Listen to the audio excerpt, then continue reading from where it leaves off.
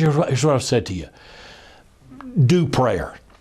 Number two, envision it. See it. You'll never have a prayer ministry until people see it. Number three, get educated. Number four, do critical thinking. What's first? What's important? What's God calling us to do? And then number five, begin to lead the process. Now, there are two things that are back and forth. Two legs. You advance on two legs. Learning, doing. Learning, doing. You learn the principles of prayer. You learn prayer practicum. That is, how's this practiced? You show pictures. This is what this looks like. Stories, examples, and then you do it. And when you do prayer, you'll find that there are more people who show up for learning about it than they do for doing it. And so you come back and teach into the learning gaps. Where are we in our process? What are the problems we're having? What are the successes? How are our prayer experiences going? What's the level of participation? You do prayer, then you come back and you teach, you learn. You learn, you haven't really learned until you're doing prayer. Remember, sometimes the absence of ready participation in prayer is not due to a lack of interest. It's not because people aren't interested or want to pray. It's because they're afraid.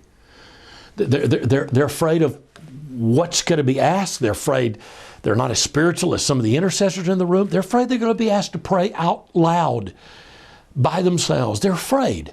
What are you going to do when you do this prayer walk? What are you going to do when you do these prayer missions? They're afraid. So here's what you do. You teach to instill confidence, then do prayer, and then teach into the learning gaps. Genuine believers want a deeper personal prayer relationship with God. And at times, what you have to do is wake up an overgrown heart, preoccupied by the world, stymied by fear. But once you get people awakened and they begin to have these encounters with God, and they begin to do you know studies indicate that half the people in your congregation every Sunday do not feel close to God, do not feel His presence. Once they begin to feel close to God, feel His presence, their Christian life goes to a completely different level.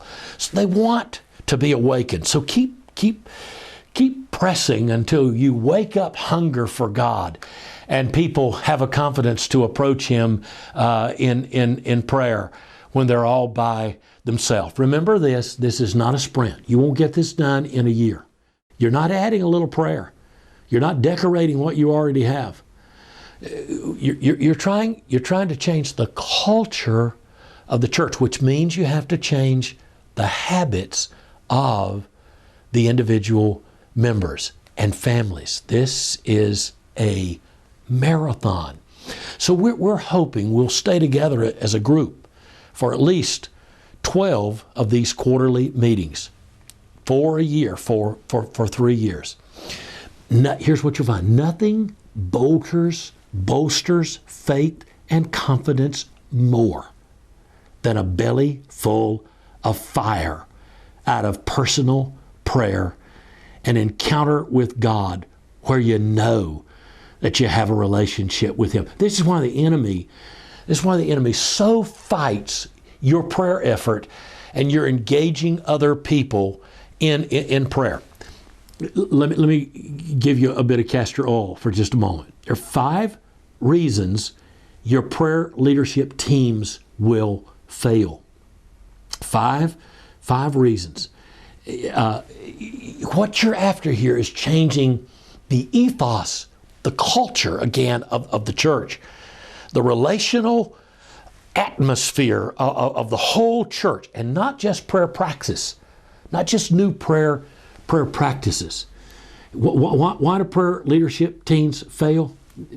Number one, if your leadership team is not a group of praying people, it'll fail.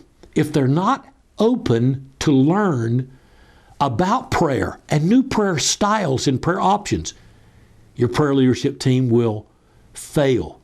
If the individuals don't become a team, if they're out to promote this piece of prayer or that piece of prayer, your effort will fail. If they pursue, if saying it in a slightly different way, pieces of prayer about which each is passionate, without a regard for the seamless whole, your prayer ministry will fail. And if they do not have a clear long-term vision, if revival and mission out of personal transformation is not their goal, the effort will become competitive and it will fail. And if they're not humble, if you don't keep partnering humility and prayer, the effort will fail. And I don't want you to fail. Here's some markers for your journey. Number one, keep the big picture in mind. In the early stages, you'll need to talk about your prayer values, your mission, your strategy. Number two, constantly assess. How are we doing? What have we learned? And if you don't feel like you learned it adequately, teach into the learning gaps. Number three, celebrate small victories. See the challenges, but don't see them alone. Number four, be guided by a strategic plan. Don't chase prayer fads. Don't chase little prayer programs. Don't substitute small programs for the bigger picture.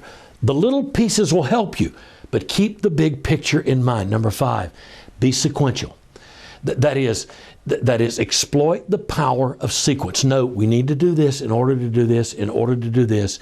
Teach, then do. Practice first with small groups, then take it to the congregation. If you're a church of 0 to 50, you won't say to 3 to 5 people with a pastor on your prayer leadership team. Church of 50 to 100, maybe a bit larger, 4 to 7. 100 to 200, 5 to 8. A church of 200 to 500, you may be looking at a leadership team of 7 to 12. If you're above 500, then you may have 10 or more. Who do you want? You want leaders, people who have the ability to lead. You want intercessors on your prayer team. You want prayer evangelists. You want people who have a positive devotional life already cultivated. You want somebody who is advocating youth prayer and children's prayer and family prayer and on and on if that's at all possible. We're gonna come together. I hope you'll be back quarterly. There'll be a prayer time. There'll be some opening remarks. There'll be a teaching time. There'll be a talk it over time at your tables. Time for perspective. We'll introduce some new resources that might be helpful. We'll look at your past, your present, how you're doing, and what you could do in the next few months together.